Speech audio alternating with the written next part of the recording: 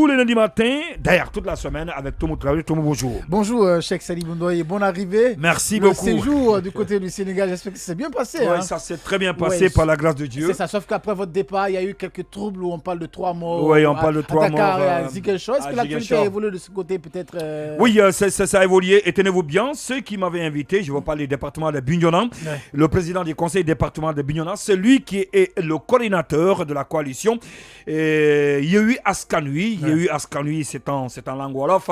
Il y a eu Askanui, ça veut dire libérer le peuple. Hein. C'est ça. En traduction, il y a eu Askanui, donc c'est une coalition qui a été créée par Khalifa Sall, mais aussi Sonko, dirigé par Sonko à la tête. Ousmane Sonko, on le sait, qui est venu donc au 3e lors de la présidentielle dernière au Sénégal en 2019.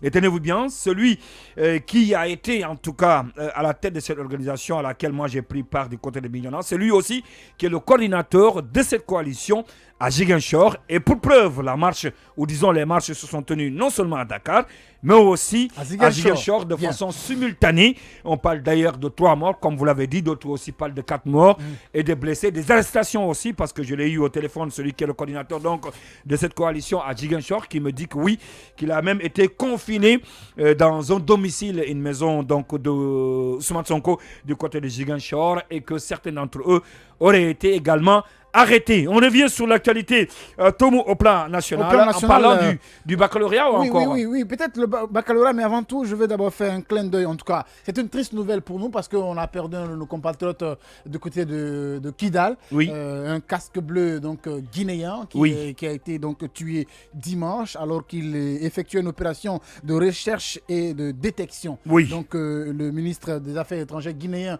et son homologue du Mali ont présenté leurs condoléances au chef suprême des armées, mais aussi au peuple de Guinée. Pour l'instant, aucune information n'a filtré sur son identité, mais en tout cas, il faut rappeler que ce décès de notre compatriote intervient dans un contexte tendu de négociations sur le renouvellement du mandat même de la MINUSMA au Mali. Oui. Et voici entre autres ce qu'on peut retenir sur cette actualité. En tout cas, on retient que depuis 2012, oui, la Guinée a quand même un contingent de plus de 1000 soldats au Mali, et c'est un autre compatriote qui tombe les armes à la main. Et je pense que c'est une triste nouvelle pour le peuple de Guinée. On ne priera que pour le repos de son âme. Moi,